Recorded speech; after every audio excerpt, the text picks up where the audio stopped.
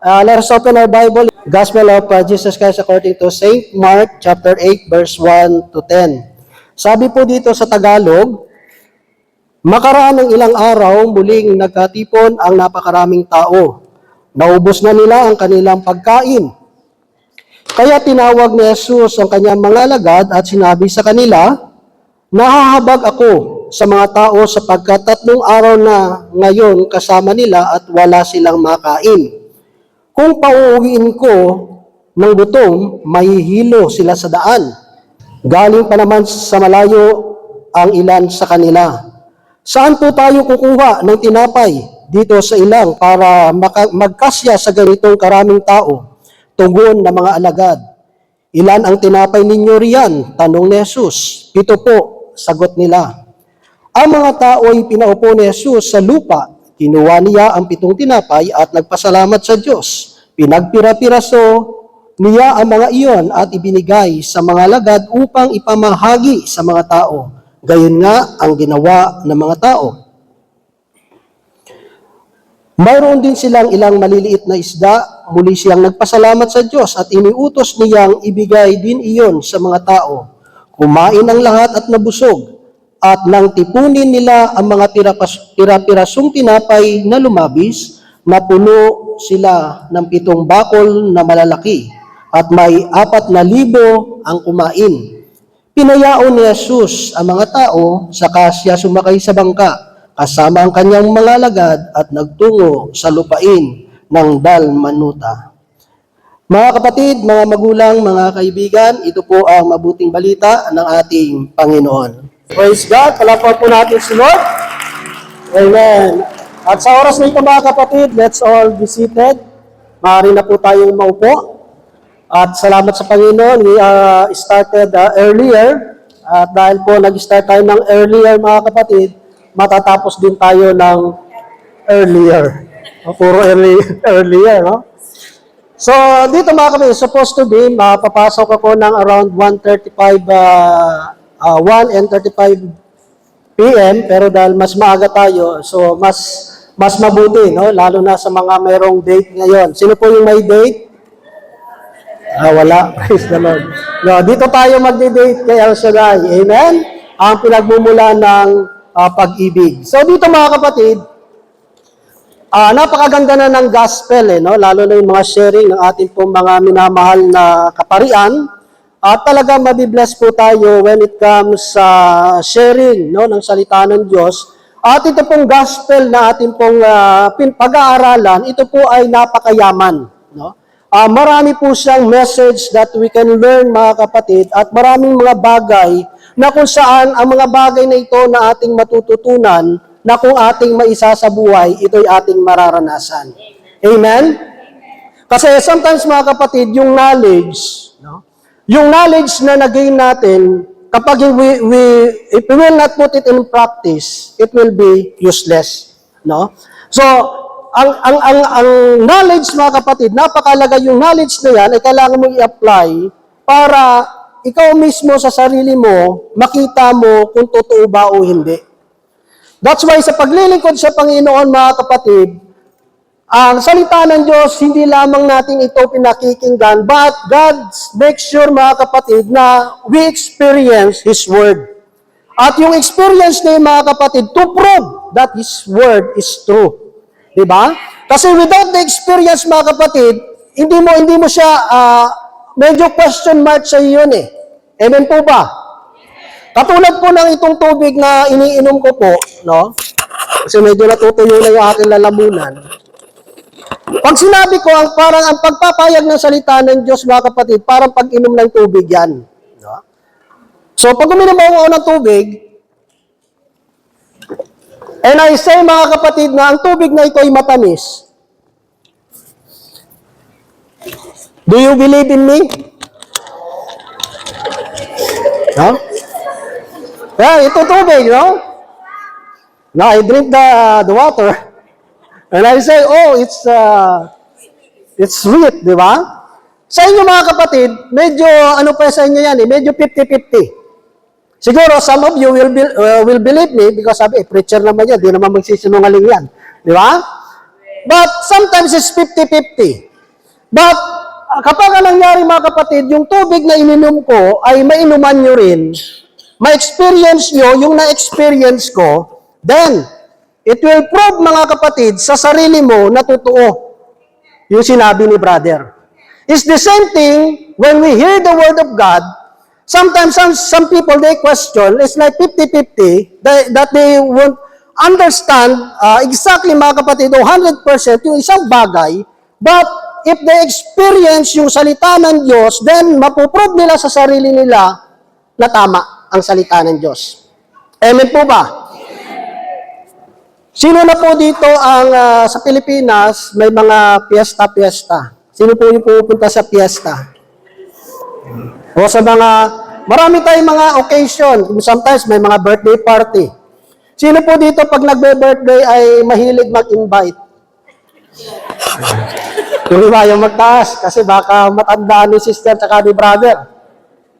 Naranasan nyo na po ba mga kapatid na nag-birthday party po kayo at medyo kinulang kayo ng handa? Meron na pong nakaranas niyan?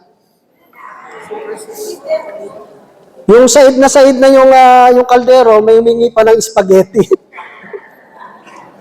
Alam niyo mga kapatid, na-experience ko po yan no, sa Pilipinas, na may isang kasister no, from abroad, no, katatapos na ng diocesan, no, diocesan po doon sa amin sa Iloilo, and she invited all the preachers, all the workers who are available at that time, na went to their home because nag-celebrate siya ng kanyang birthday. So, in-invite niya. Akala naman niya, yung mga lingkod ng Diyos, mahiyain. Akala niya, mga mahiyain, no? Kasi tayo sometimes, mga Pilipino, pag niyayaya mo, sometimes, hindi, okay lang sis, busog pa ako. No? Para mga ganun eh. Pero doon kasi sa Iloilo, mga kapatid, we have our own, yung jeepney. No? Kasi yung jeep po ng gawain ni Yahweh Shaddai, kami kasi, yung mga preacher po kasi, we are also the marshal. No? Kami na rin yung mga nasa equipment. Kami yung unang dumarating, kami rin yung huling aalis sa venue. Kasi kami yung magbubuhat ng speaker, ng mga instrumento, lahat. Diba? So, after ng diocesan, mga kapatid, siyempre, gutom na gutom. Siyempre, diocesan, nagbuhat ka eh. No? Maraming protein sa katawan mong nawala. Diba? So, kailangan mga kapatid, yung lakas mo, siyempre, nagutom. After ng diocesan, mga kapatid, pumunta kami ngayon doon sa bahay ng sister na yon. So, hindi niya inaasahan na ganun karami ang pupunta. Amen? At meron pa doon nga, sabi ko nga, humingi pa ng spaghetti. After ng mga kapatid, the next year, hindi na po siya nag-celebrate po siya, pero hindi na po siya nag-invite. No? She learned her lesson. No? So magkaitaan mo mga kapatid, yung lesson kasi ng learning natin, kung paano tayo, the way we think, sometimes, yung epekto kasi ng experience natin eh. Sometimes your principle in life, yung pananaw, yung point of view mo. Sometimes mga kapatid, yung karanasan ng isa, iba sa karanasan ng iba. Kaya nga even when you define love, it's depends sa experience ng tao. Some people, they will define love according to their experience. Meron namang iba, ganito kanyang experience. Sometimes, hindi magkatugma. It's not matching. Di ba? Hindi nagmamatch yung definition mo sa love ng isa. Because, different situation kasi. It's different situation. Di ba? Kaya nga sabi ko, may mga tao na nagsasabi na love is like a poison that kills a person. Kasi para siyang yung pag-ibig para sa kanya, dahil nabigo siya, parang lason sa buhay niya. Di ba? So dito mga kapatid, ang pagtingin kasi natin sa mundo, nakadepende kasi yan sa experience mo eh. Kaya hindi natin pwedeng i-judge yung mga tao sa paligid natin, even our sister and brother, how they view things. Diba? You cannot force a person Kung ano yung bagay na sa tingin mo, sa tingin niya. Kasi bakit? Nakadepende nga po kasi sa experience na naranasan ng isang tao. Amen po ba? So dito mga kapatid, dumating yung shortage. Kaya nga sabi ng ating mga mahal na pari, tinitest yung trust natin sa Diyos. Nagwo-worry tayo, marami tayong iniisip sa buhay. Iniisip natin anong mangyayari sa future natin. Kaya ang dami nating ginagawa. Maraming ibang tao talaga nagsusumikap, nagtatrabaho ng matindi para makakapatid, makasave ng money. Pero sino ba sa atin na nakakaalam kung anong mangyayari sa kinabukasan? Wala. But dito mga kapatid, makikita natin isa sa mga itinuturo ng ating Panginoon na whatever mga kapatid na available, gamitin mo. Make a good of it, out of it, di ba? Ano ba yun? Ito yung ibinigay sa iyo. Ano ngayon ang gagawin mo? Si Jesus, mga kapatid, hindi siya nagwo-worry. Why? Because He knows what to do. Kapag alam mo ang gagawin mo, hindi ka magwo-worry. Pag hindi mo alam ang ginagawa mo, magwo-worry ka.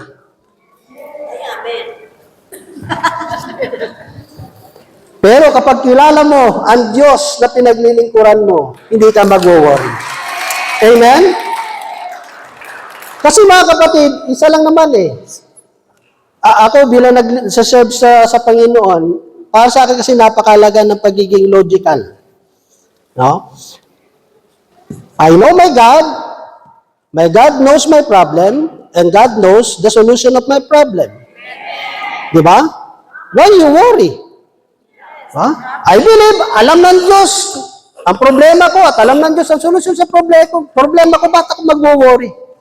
It's a matter kasi mga kapatid ng trust mo sa Diyos eh. At yung trust, it builds, mga kapatid, hindi lang yan sa isang araw. It builds, mga kapatid, sa more and more experience natin sa Panginoon. Kaya yung mga taong marami ng experience sa paglilingkod sa Panginoon, hindi mo basta-basta tibagin yan. Hindi mo matitibag yan. Nakatayo yan. Kahit anong problema, bumangga dyan. No? Ang bumangga, giba. Kasi experience mo yan eh. Di ba? Naranasan mo na yung maghirap sa buhay. Naranasan mo na magkaroon ng karamdaman. Naranasan mo na yung mga matitinding problema sa buhay. Yung pang-iinsulto, pag-aalipusta ng tao, yung maliit ng pagtingin sa'yo ng tao. Pero bakit ka nagsusurvive? Dahil kasi sa experience natin yun eh. Sa experience na pinakita ni Jesus, mga kapatid, gusto niya lang ipakita sa mga tao na magtiwala ka. Yung compassion ng ating Panginoon, isang compassion, mga kapatid, na makikita mo. Minsan kasi yung tao, yung awa niya, sa bunganga lang. Sabihin, nakakaawa naman tao ito. Nakakaawa naman. Nagugutom sila. Yung mga tao ay nagkakasakit. Itong tao ito walang pamasahe, walang pera. Di ba? Pero wala tayong ginagawa. Si Jesus, mga kapatid, sabi doon, ipinakita niya eh. Ibig sabihin yung compassion, dapat pinapakita ito, and the same time, mga kapatid, nararamdaman ng tao. Diba? Parang pag-ibig yan eh. Kasi Valentine's naman ngayon. Yung pag-ibig, hindi lang dapat sinasabi. Dapat pinakikita mo, and the same time, what you are demonstrating, dapat mga kapatid, nakikita rin dun sa action mo. No, whatever comes from your mouth, mga kapatid, dapat hindi siya nagko-contradict dun sa action na ginagawa mo.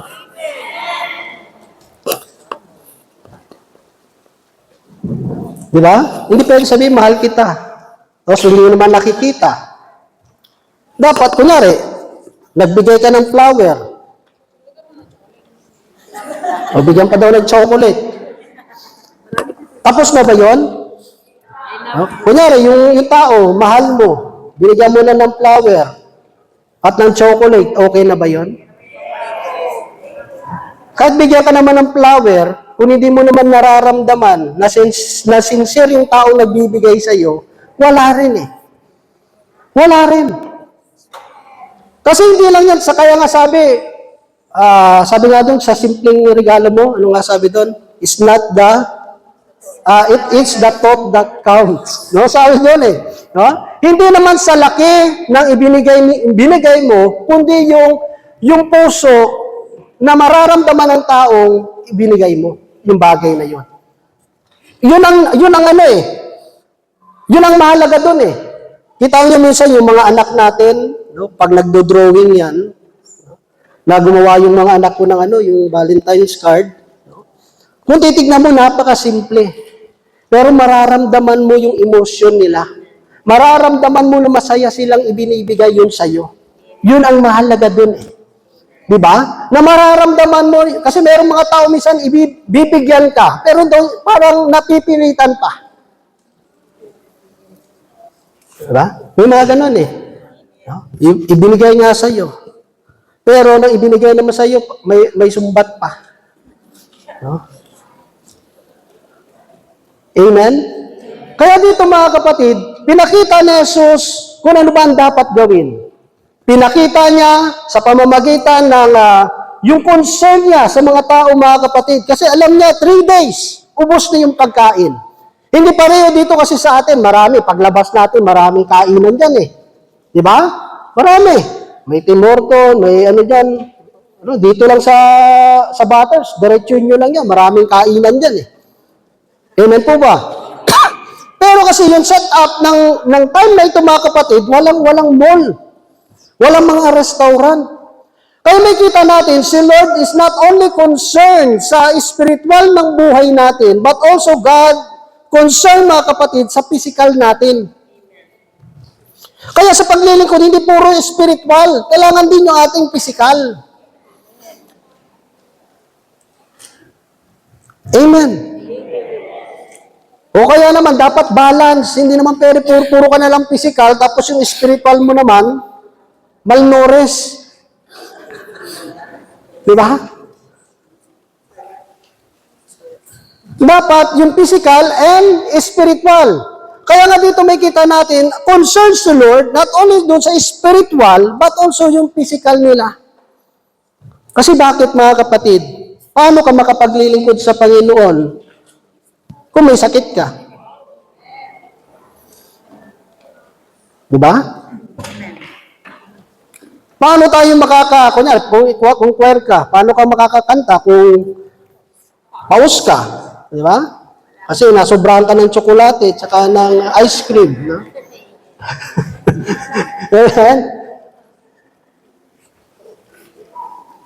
Kaya nga sabi nga ng iba, wala na daw lalaking sweet. Yung meron na lang daw, may diabetic.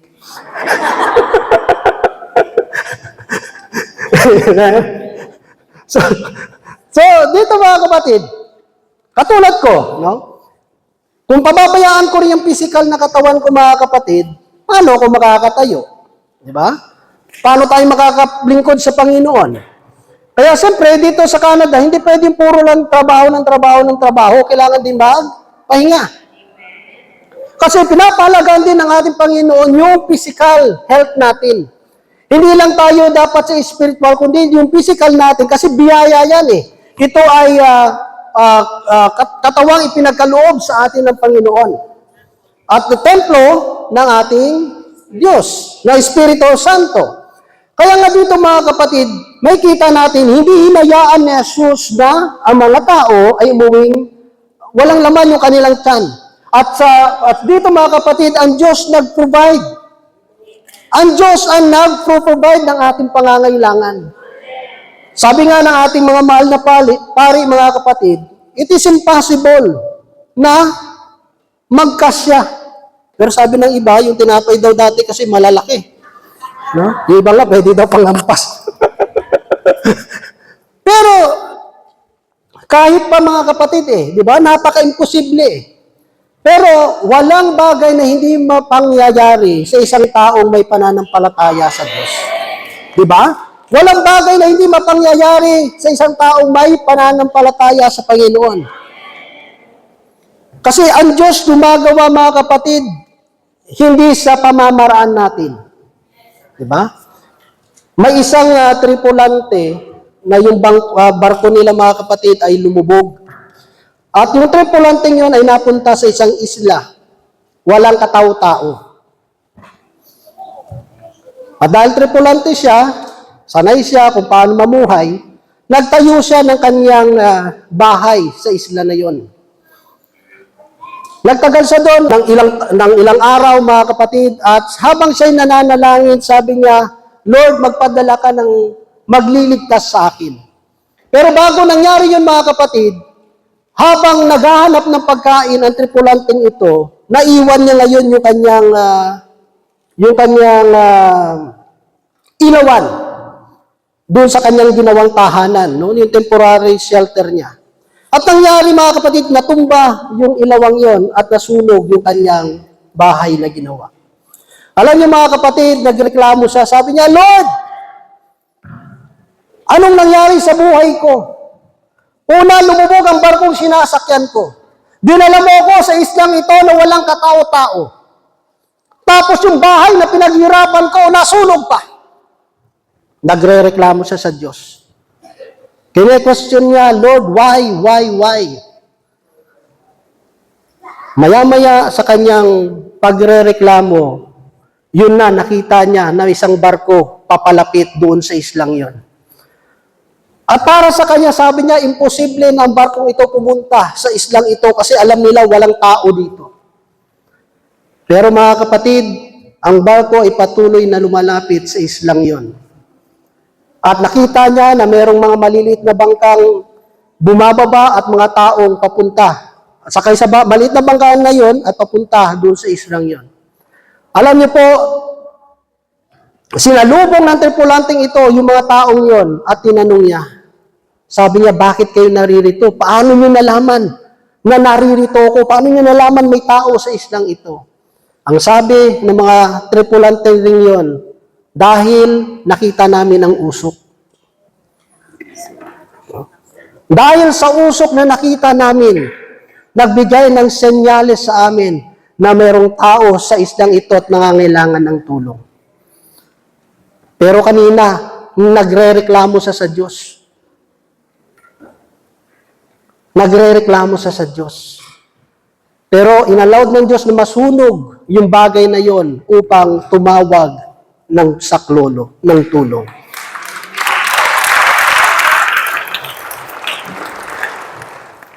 Minsan, ayan ang mahirap mga kapatid. Pinay-question natin, Lord, katulad sabi ng mga alagad, Lord, hindi ito kakasya Paano ito kakasya, Lord?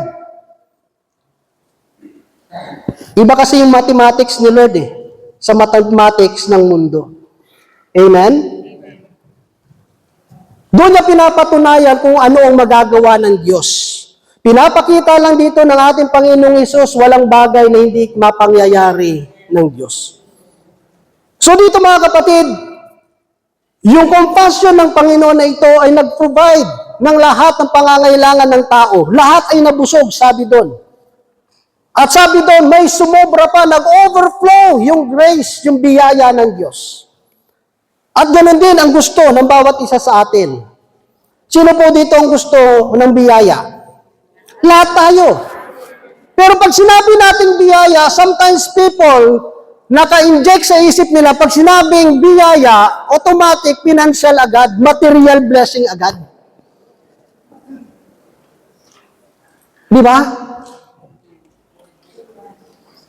Wala akong biyaya, wala akong pera. Pero hindi mo iniisip, wala kang sakit. Diba? Ano mo maraming pera kung may sakit ka naman? Ano mo maraming pagkain kung palagi ka naman gutom? Diba? Sabi, itong taon to, kakakain lang, gutom na naman. Diba?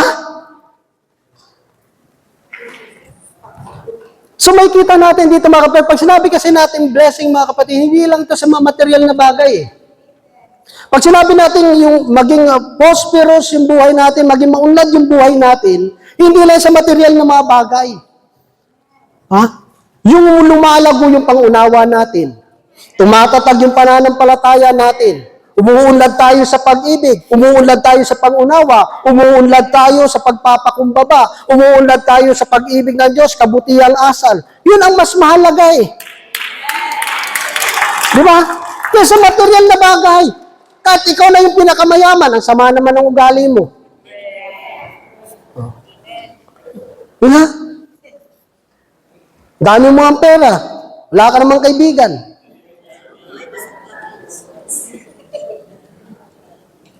Hindi mo kilala kung sino yung tunay, sino yung peke.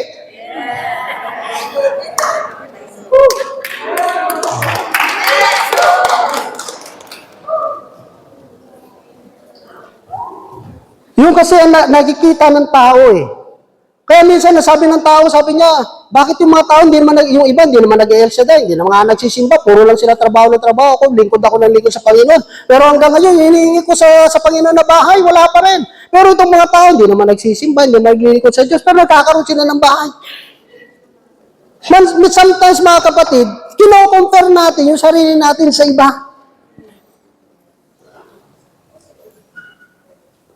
Ang laki nga ng bahay nila, hindi naman sila nagkikita-kita. At isa, kahit maliit yung bahay nyo, no? Always seeing each other.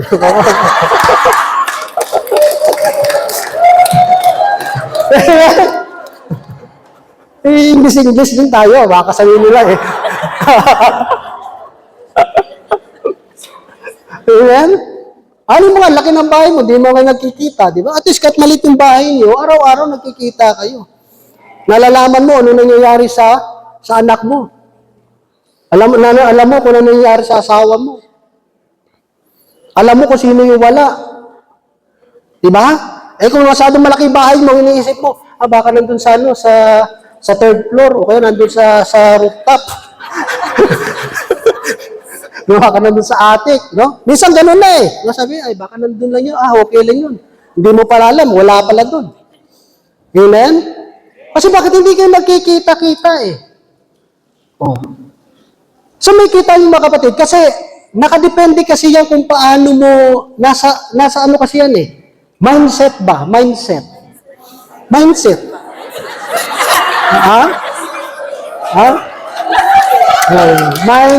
di ba? Pananaw mo lang sa buhay yan eh. Kaya may kita mo, may mga, sabi ko nga doon sa sinabi ko, may mga mahihirap na masaya, merong mga mayayamang malungkot.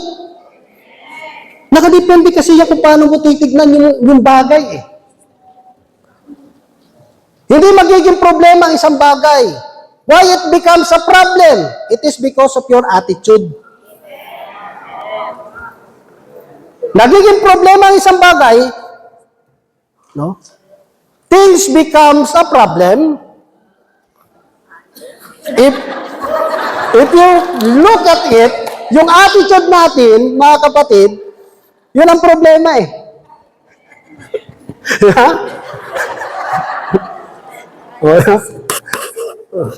Naano ko lang kayo kasi medyo di ba parang may natutulog na eh.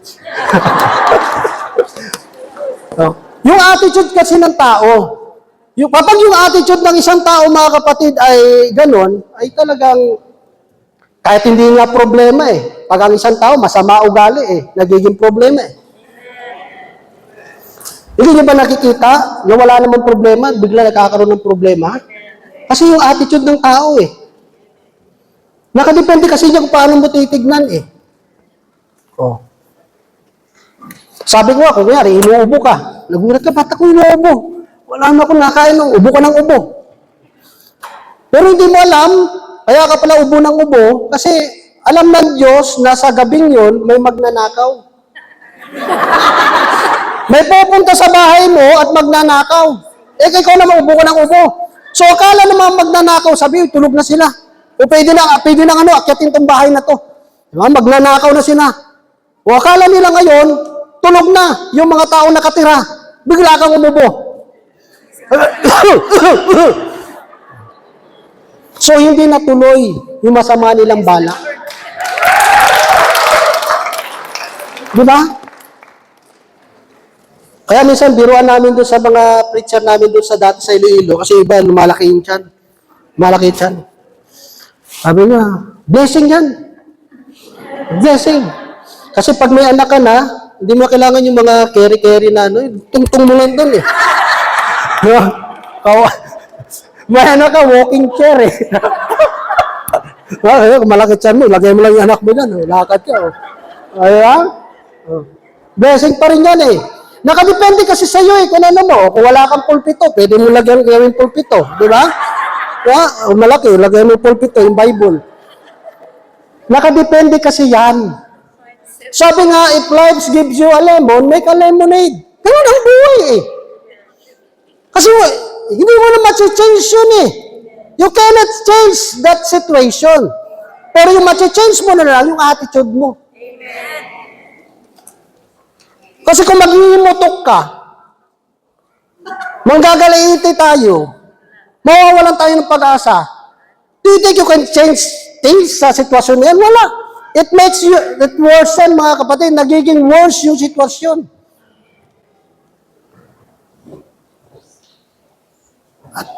At tumahimik ang paligid. Di ba? Ay, may problema, mga kapatid. Nakadepende kasi yun eh. Kaya nga sabi doon, mga kapatid, 3 bagay lang naman ang gusto ipaabot ng Diyos sa atin. Paano ba natin matakamtan yung blessing na yun? Yung overflowing blessing na sinasabi ng Ebanghelyo ng Panginoon. May kita natin doon, merong instruction eh. Jesus gave an instruction doon sa kanyang mga disciple. Instruction. Paano mo masusunod yung instruction kung hindi ka nakikinig? Kasi may mga tao minsan, tuturuan mo. Kuya, kahit sa trabaho, di ba? Tuturuan mo. Alam ko na yan. I know that. I know that already. That's already. I'm already working in 5 years, 10 years. I know that already. May mga ganong tao eh. Di ba? Alam ko na yan. Hindi sila nakikinig sa instruction. Kaya anong nangyayari ngayon, mga kapatid? Pumapalpak, sumasablay. Kasi si Lord nagbigay siya ng illustration eh. Nag-demonstrate siya, ganito ang dapat niyong gawin. There's a instruction eh. Binigay ni Jesus yung instruction. Ano yung sinabi ni Lord? Umupo kayo. Magpira-pirasuhin yung tinapay ipamahagi sa mga tao. May instruction eh.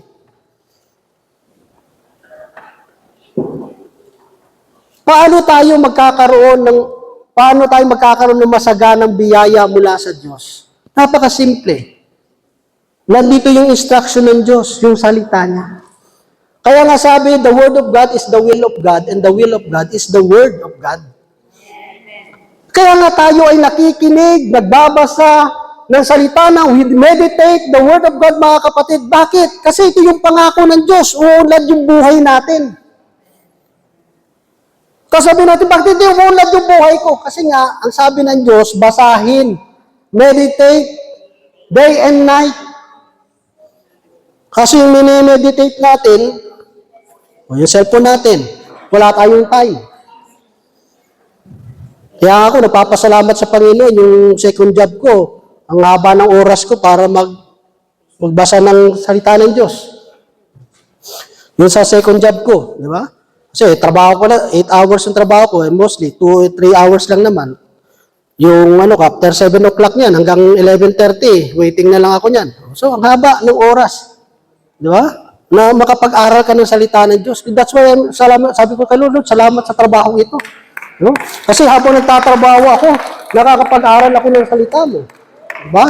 Nakaka-attend ako ng mga nobena prayer. Isang oras, 2 oras, nakaupo ka lang doon.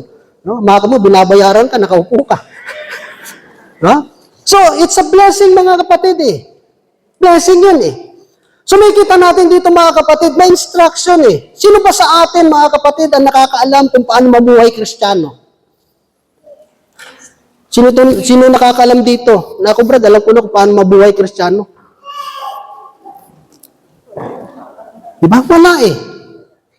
Kaya nga nandyan yung salita ng Diyos. Kaya nga nandyan yung Word of God. Because yung Word of God, mga kapatid, yun ang magbibigay sa atin ng instruction. Paano ba, ang pagiging Kristiyano kasi makati is to be like Jesus. Maging katulad ni Jesus. At paano ba tayo magiging katulad ni Jesus kung tayo ay sumusunod sa salita ng Diyos? Kasi kapag tayo po ay sumusunod sa salita ng Diyos, dadalhin tayo nito kay Kristo.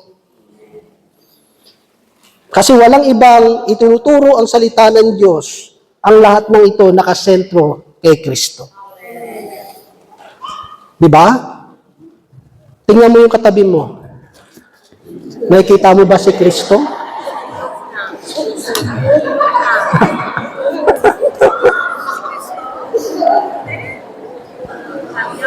Amen. So, merong instruction. Nandun yung salita ng Diyos. Kaya nga, mga kapatid, bakit ba nagbago buhay natin? Bakit ba tayo, why we decided, mga kapatid, to follow Jesus, to serve God? It is because yung Word of God eh. Diba? Dahil sa salita ng Diyos na napakinggan natin. At lahat ng tao na sumusunod sa salita ng Diyos, lahat napapabuti. Meron ba dito magsasabi na sumunod siya sa Diyos, napasama siya? Meron ba dito? Nasabi niya, Brad, nung sumunod ako sa Diyos, napasama buhay ko. Yeah? Wala eh. Napapasama lang yung buhay natin kapag tayo ay nagdi-disobey sa Diyos. Napapasama buhay natin pag tayo nagdi-disobey sa Diyos. Kasi ang nangyayari minsan yung kalooban natin, parang inaano natin na yung kalooban natin is parang kalooban ng Diyos. Ha? Kapag nagpe-pray ka minsan, you're not seeking anymore yung will ng Diyos.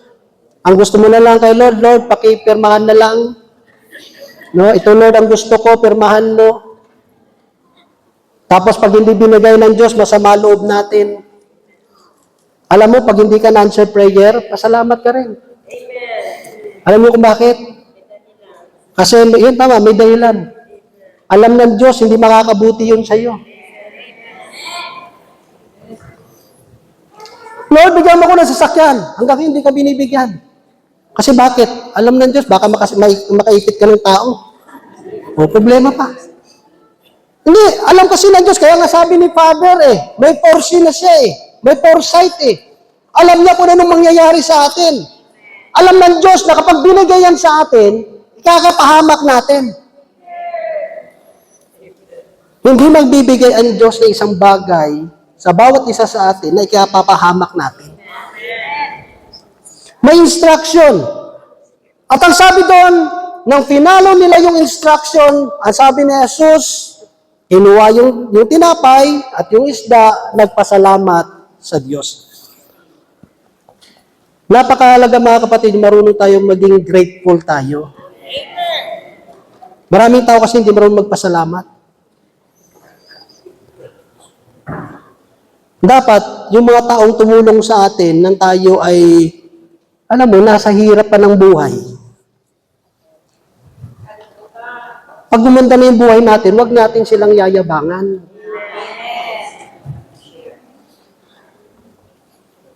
For example, sa family natin. No? Kasi ako, mura ko sa family. No? Kasi yun naman palagi tinuturo sa amin. Sabi nga ng lola ko sino man sa inyo bandang huli, ang umunlad ang pamumuhay, huwag kalimutan ang inyong mga kapatid. Kasi nga, kung nakakatulong ka sa ibang tao, mas nakakaya naman, nakapatid mo mismo, hindi mo matulungan. Pangalan ng magulang namin yon, depende na lang sa inyo, di ba? Pero siyempre sa akin turo ng magulang ko yun no? Because I respect, I love my mother, mga kapatid, at naniniwala ko ito yung makakabuti, kasi nga, gusto ko rin makita yung mga anak ko nagtutulungan. So kung gusto ko makita yung mga anak ko yung nagtutulungan, dapat mag-umpisa sa akin. I need to show to my children, mga kapatid, this is how you treat your family. No, hindi lang naman kasi sa mag-asawa, di ba? Kung tutulungan ng asawa mo yung kapatid niya, okay lang yun. Sa amin mag-asawa, walang problema yun. Diba? Gusto mo tumulong? Walang problema. Huwag natin pag-uusapan ng pera. No? Kasi pag pera ng pinag-usapan, away na yan. Di ba? Alam niyo ba bakit pinagpira-pirasyong tinapay? Ang tinuturo sa atin ng Panginoon, yung maging grateful tayo, magpasalamat tayo. Ano ibig sabihin? Magpasalamat ka, ikaw yung nandito ngayon. Ikaw yung nagbibigay, hindi ikaw yung humihingi.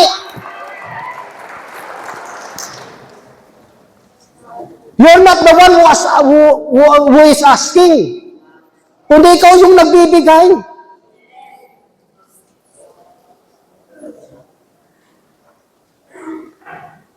Amen? Alam mo, sabi nga ng tiya ko na nagkasakit nga nanay ko sa cancer Wala ako nagka-cancer kasi sa breast yun. Nang nalaman ng mga pinsan ko, padalagad ng pera, hindi kami humingi. Hindi kami humingi. Kasi sa pamilya namin, hindi na kailangan i-memorize. Diba? Alam mo naman wala ka bang pakiramdam?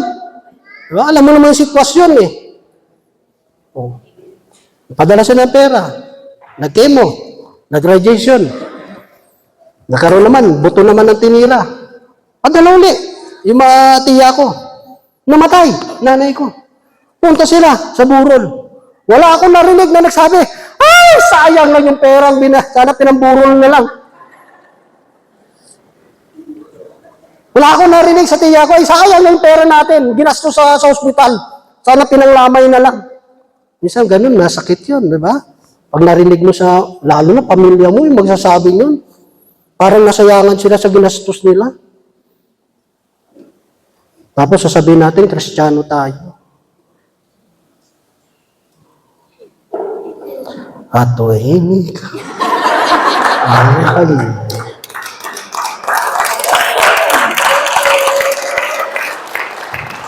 When you give, mga kapatid, hindi ka kasi hindi ka nag-expect ng return.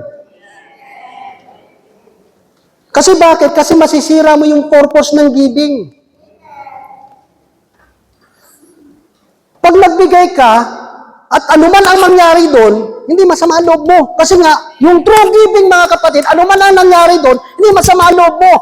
Pag sumama yung loob mo, ibig sabihin, nagbigay ka ng masama ang loob mo. Hindi tao sa puso mo. Sabi kasi ng nanay ko yan Sabi ng nanay ko, Ron, pag nagbigay ka, anuman gawin nila doon, problema na nila yun. Ang malaga, nagbigay ka. Di ba? Turo ng nanay ko yun. Ewan ko lang po sa inyo. Diba? Ano ibig sabihin? Ganito lang yan. Patay ng nanay ko, pero nananatili siyang buhay. Paano nananatiling buhay yung nanay ko? Sa pamamagitan ng pagsasabuhay ko ng itinuturo niya sa akin. Ganon din ang salita ng Diyos.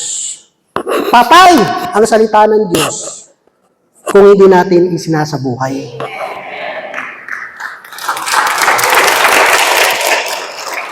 Nagiging buhay si Jesus sa bawat puso, sa buhay ng tao kapag nakikita ang salita ng Diyos na isinasabuhay natin. That's why we need to be grateful sa Diyos. Magpasalamat tayo sa Panginoon. Di ba? Pag may, sa family, pag may nag-ano sa akin, hindi na ako nagtatanong para saan yan. Di ba? Pag uwi mo ng bahay, minsan ganito nangyayari. Dahil nagkatrabaho na, siya na yung nagdadala ng pera sa pamilya, wala nang respeto sa magulang.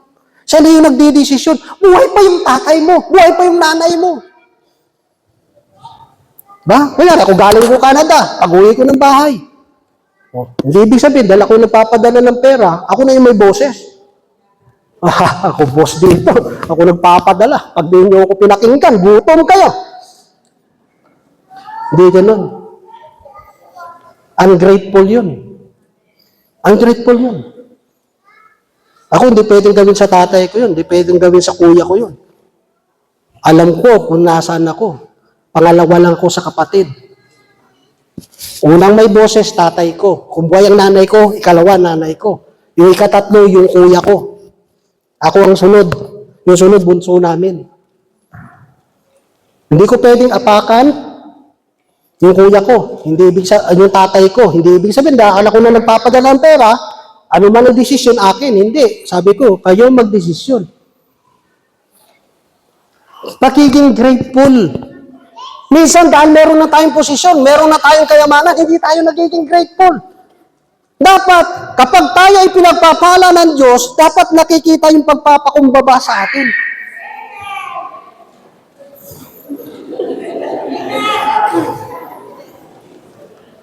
O isa na lang ang sumagot. May umabol, inubo pa.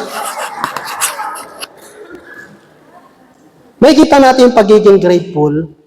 Yung pagiging grateful kasi mga kapatid, hindi lang yung parang, Lord, thank you, thank you, thank you, thank you. Hindi. Yung pagiging grateful kasi mga kapatid, kunyari, yung mga taong tumulong sa atin. Di ba? Hindi dapat natin kinakalimutan yun. Amen po ba? At ang last dito mga kapatid, sabi doon mga kapatid, hindi lamang yung pagiging grateful po natin, kundi dito mga kapatid, willing tayong i-share. Yung i-share, ano man yung bagay na meron tayo. Alam niyo kung bakit? Bakit inutos ng Diyos? Why God commanded, mga kapatid, na ang tao ay mag-give, magbigay? Para ano? Para tanggalin yung greediness sa atin. Masyado tayong greedy.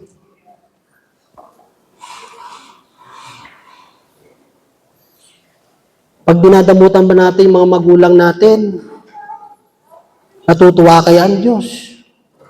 Greediness yan.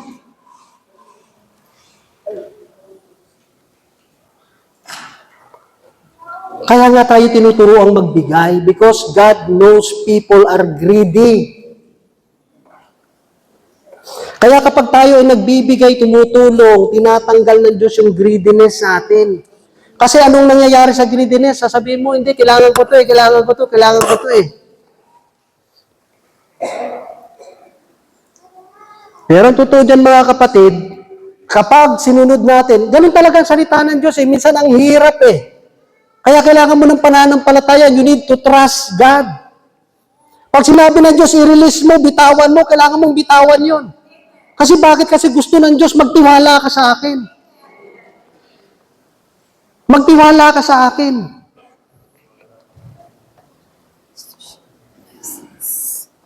Diba? May isang tao, nakasakay sa magandang sasakyan.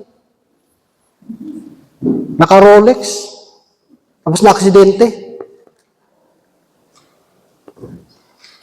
Naputol yung kamay niya.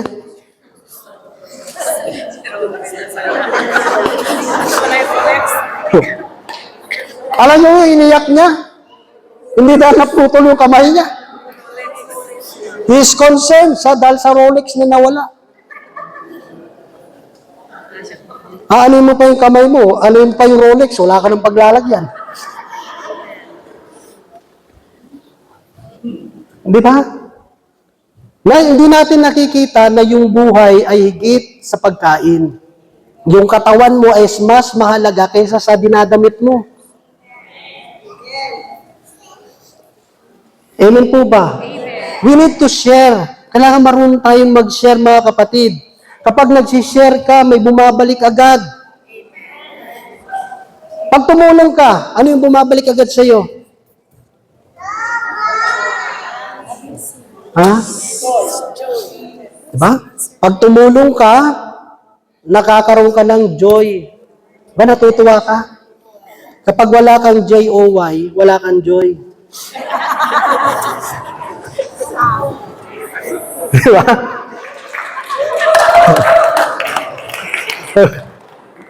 Yung iba parang, medyo mahina yung signal. Medyo nagahang. No? Sabi ko, pag wala kayong J-O-Y, wala kayong joy. Ano ibig sabihin mga kapatid? Kasi yung pag-share kasi natin, may bumabalik agad eh. Alam mo ba yung pagbigay mo at natuwa yung tao, di ba natutuwa ka rin?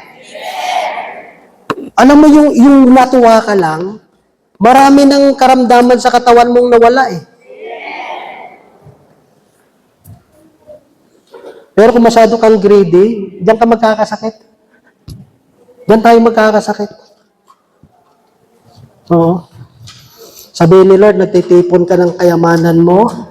O sige. Makikita mo pag nagkasakit ka na kung gaano karami ang pera mo. Kasi lalabas talaga pera mo. No? Doon masasabi, ang yaman ko pala. Kasi bakit meron ka pang paupira? Oh. Pero kapag tayo kasi nagsishare, mga kapatid, nagtatanim tayo eh. Nagsasabog ka ng, nag-aasik ka ng bili eh. Hindi mo alam kung kailan yan tutubo, kailan yan mamumunga. Pero sabi nga, pag may tinanim ka, meron kang aanihin. So dito mga kapatid, simple lang naman po yung gusto ipabot po ng Diyos sa atin. Ang Diyos nagturo sa atin paano maging grateful sa Diyos. Ang Diyos nagpakita sa atin na ito yung dapat nating gawin. Pero itong bagay na ito mga kapatid, nasa atin, tayo yung magdidesisyon eh. Gagawin ko ba ito o hindi? Susundin ko ba ito o hindi?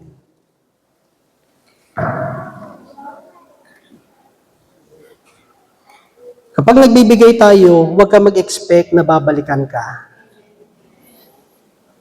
You are defeating the purpose ng giving. Kapag nagbibigay ka, ano man yung gawin nila dyan, problema na nila yan.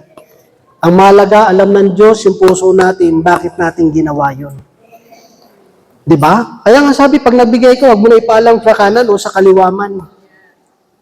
Kasi sabi niya, ang Diyos na nakakaalam ng iyong ginawa, ang siyang magbabalik sa iyo, sobra pa sa ibinigay mo. Amen. At ang sabi ng mga kapatid, ang lahat ay nabusog. Ang lahat ay nasatisfy. Sa buhay ng tao, mga kapatid, ang Diyos lang makasatisfy. Ang Diyos lang. Alam niyo mga kapatid, sabi ko nga sa kay Lord, yung na-aksidente nga ako nang nag-mission po ako sa Antique. Sabi ko nga, nagkaroon ako ng bone grafting. 1 month, may bakal pa yung ko, pero bumalik ako sa mission. Ang head ko pa dati yun si Brother Ren Bailon.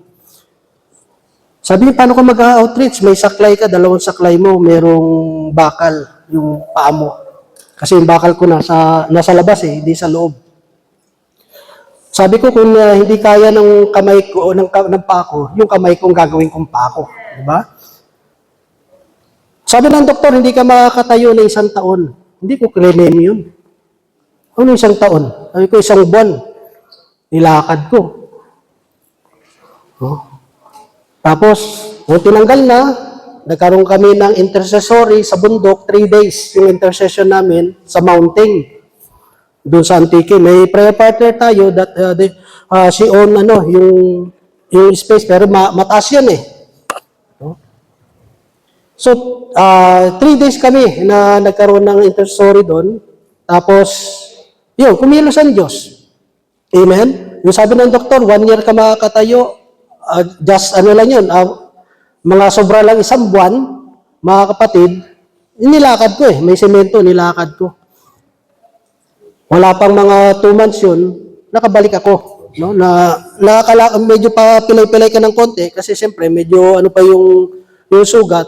Pero, nandun, kumilos yung biyaya ng Diyos Diba? Kumilos yung biyaya ng Diyos. So, dahil doon mga kapatid, nakita ko yung pagkilos ng Diyos Na alam ko, ano man yung mangyari sa buhay ko, ano man yung mangyari sa pamilya ko, kapag nagtiwala ka sa Panginoon, siya yung gagawa ng paraan. Diba? Leave it to the Lord. Yung nga sabi ng ating minamahal ng mga pare, diba? Sometimes, hindi mo naman kailangan may gawin ka Minsan kasi ginawa mo ng lahat, may nangyari ba? Inagod mo yung sarili mo, may nangyari ba sa buhay mo? Sometimes, kailangan lang nating manatili, walang gagawin, hayaan mo ang Diyos, ang kumilos, magugulat ka Diba? Magugulat ka. Yung bagay na hindi mo ini-expect, may dumarating. May dumarating, mga kapatid. At salamat sa Panginoon sa oras na ito, mga kapatid. Simple ang gusto ipabot ng Diyos sa atin. Lahat tayo, sino ba naman sa atin ang di nangangailangan ng biyaya? Pero tandaan natin, mga kapatid, higit pa sa mga material na bagay. Huwag tayo kasing nakatingin lang sa material eh. Huwag tayong nakatingin lang sa financial eh. Hindi yun ang mahalaga, mga kapatid. Ano yung material na bagay na yan, mga kapatid, kung di naman maayos buhay natin. Di ba? May sakit naman yung pamilya natin. Ang sinasabing blessing ng Diyos, mga kapatid, ito yung nagkakaroon tayo ng yung intimate relationship sa Diyos. Kamusta ba yung relasyon mo sa Diyos? Alam mo kasi yung blessing, naniniwala ako na ang blessing, pag binigay yan sa iyo ng Diyos, the more kang lumalapit sa Diyos, the more nagiging stronger yung commitment mo sa Diyos. Yun ang paniniwala ko eh. Paniniwala ko kasi ang blessing, nagpapalapit ito sa akin sa Diyos. Pero pag ang isang bagay natanggap ko, at ito yung naging rason na maiwan ko yung paglilingkod ko, lumayo ako sa Diyos, hindi blessing yun. Kasi hindi magbibigay ang Diyos ng isang biyaya na makapaghiwalay ka sa atin sa Kanya. Kundi, kapag yung biyayang ng mga kapatid, the more tayong lumalapit sa Panginoon. Kasi alam natin, hindi natin magagawa ang lahat ng bagay na ito kung malayo tayo sa Diyos. Sa oras na ito, mga kapatid, tayo po'y tumayo.